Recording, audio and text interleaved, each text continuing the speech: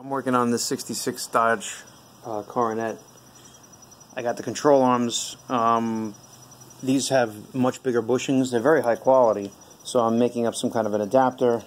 This guy slides in there. This is a hardened steel one, so it's got to be reduced to 1/2 inch. And then I pressed in this steel one with the thing. It's really not the right size, but it's kind of like forcing its way in. Okay, but before I go on with this is another. I have to find 2 more of them. I keep going to Ace Hardware. I fucked up my video last night because I had a problem with my phone. The storage is horrible. Everything is horrible with this phone. And I had 15 minutes of that I put together. I put it all together, and it got lost. I don't know how, but basically what I was showing is the lower arms, which I have over here, which are all done. Which I'll show you a little bit that's left that I did manage to save the last 6 minutes or so. But the way to get these out of the car, as you can see, like this one here is the passenger side, this one is the driver's side. So all you have to do is when you loosen that front nut, I had it very well documented, and I lost it all. But anyway, here's the torsion bar, okay? It's just dangling there. You take the clip out the back, and you just keep wailing on it. You take out the nut, you know, in the front, and you keep wailing on it, and the whole thing, the control arm with the torsion bar goes back. And then you just tap it forward, and then the control arm falls right down in your hands. This car does not need lower ball joints, so I'm probably not going to bother. And that's just writing, okay? Well, not so great for the brake lines. But my problem was the upper ones for sure. I was debating whether to rebuild these. As you can see, this is the passenger side.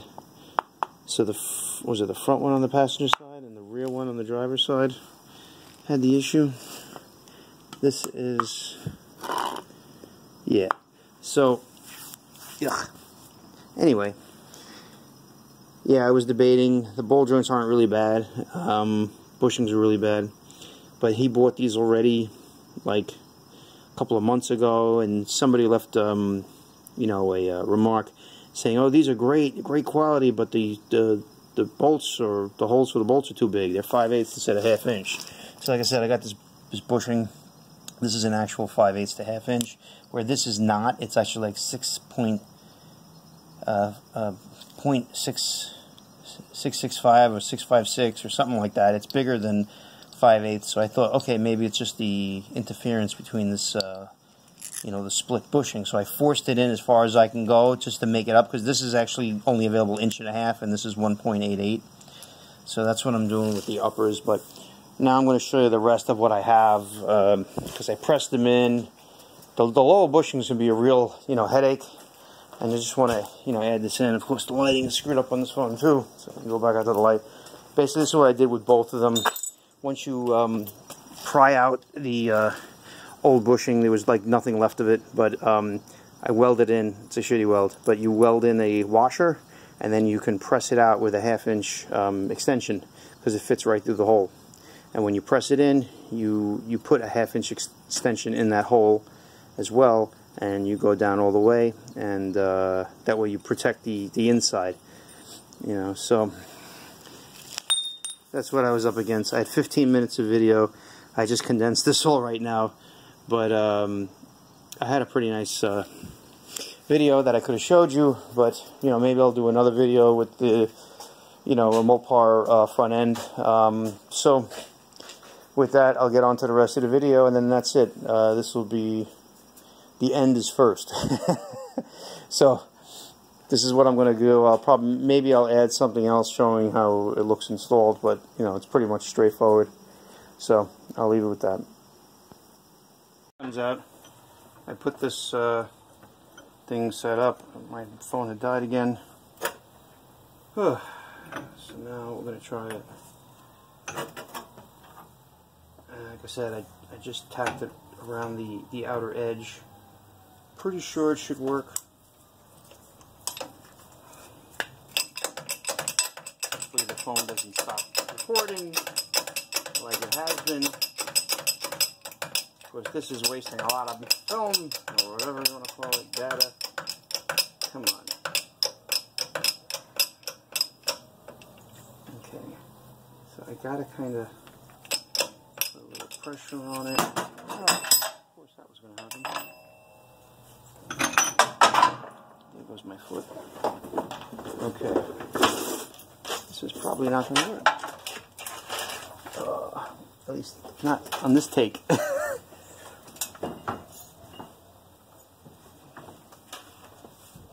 In fact, you see how that comes out. I'm going to set it up so it's tight, and then I'll got it set up.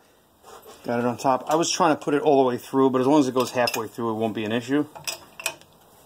Let's see what happens.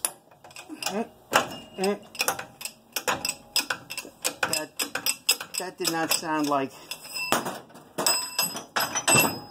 And of course, everything falls.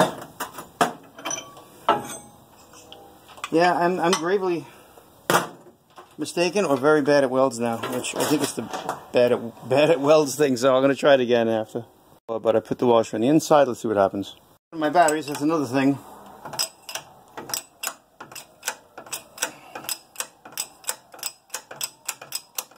I think it's working because I don't hear metal shearing.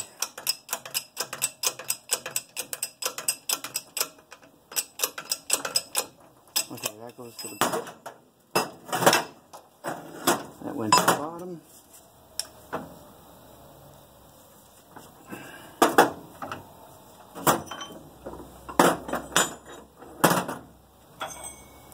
Yeah, so if you're no longer a good welder, that'll do it. You put it on the inside. And oh, look, it comes out by hand. That's it. Clean it up, press it in, get the sleeve off, put the other one in, and that's it. That's the end of the video. Good luck, guys. Cleaned it all up, and you can see this rim here. You obviously don't want to weld it to the outside edge, you know, accidentally. So I cleaned up. There's a little imperfection and nothing crazy. But you see how it's spinning independently? It's all cleaned out. And I got the first bushing halfway in. And this will be the end, pretty much. No, my phone is not turning. But let's see, can I put the light on? No. Halfway in, just got WD-40 on it. And pretty much self-aligns. What does that say? Just under 4,000 pounds of pressure. Anything more than that, you know, you have a problem.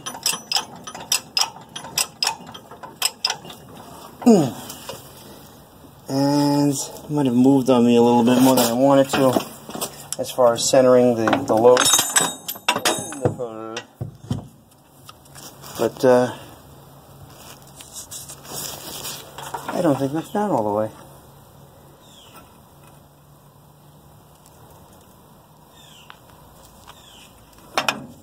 Figures. Alright. Everything, and the light, and the battery. So this thing here just has a hole in the edge. This is hollow. The other one was flat. So the inner one actually protrudes out a hair. So this one, because it only goes on the outside,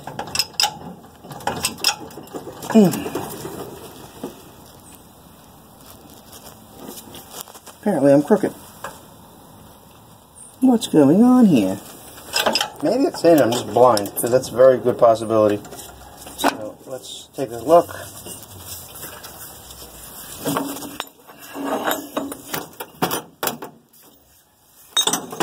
As it went right the hell in. I think the lip is just very big. It's a very thick bushing. How about I put my reading glasses on? Oh yeah. Hell yeah. That's in. I was looking at the other thing. It looked like there was a space there. Kinda does. But I'm wondering if I'm just not hitting it right, or it may have started to see the center here. This is not supposed to be like that. So I'm going to whack it. I'm going to get something flat on this and whack it. I think it started to bow once I had it flat. You want to just concentrate on the outside edge next time, because the center will hit, and if you go flat, then you'll hit the middle first, and then the other side won't go. So you're pushing, and it's pushing the center, and I think it's starting to bow this up then, you know. But it's essentially in. There's really nothing else to go in, and partially because of the way I welded it. If I welded it further down, it wouldn't have been an issue. But I really did clean it up. It's really not an issue, and I don't expect an issue with the other one, so hopefully it's no big deal. It really isn't. It's not going anywhere. It's in the general space, and that's it. I don't think I may need to film anything else, but we'll see. If not, thanks for watching.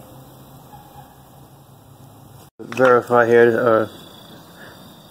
Of course, I'm pressing that in, and it starts to move. So I realize it actually isn't past that. So you got to usually a 1/2 inch drive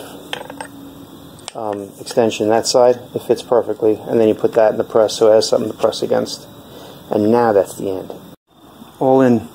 Tomorrow I got to see if there's a sleeve for the control arm, and the upper control arms. Yeah, I got to rebuild these then. But as you can see, it's dark. It's Sunday, and I want to go home, and my knee hurts from hitting it. Thanks for now. Thanks for watching. Going in that car. I hammered those wrong ones in, which were just enough for that first 1/4 inch, because this is only 1.5, and it has to be a total of 1.88. So that fits right in there. I'm just putting a little bit of red Loctite on this. I had 2 hands, so just trying to make it go all the way around. Kind of twirl it there again. Only 1 hand because I'm holding the stupid phone. Twirled it around. Bingo. So that's 2. One of them actually went in a little tight, so not super tight. I could probably knock it out, but you know what? I'm like, fuck it. If it's holding, it's not really an issue. Of course, my phone is freezing. Let's see what happens. Here with a burr,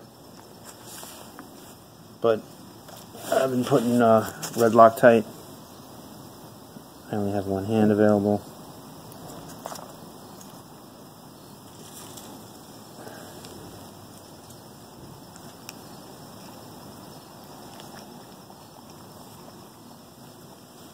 And that way something will hold it in.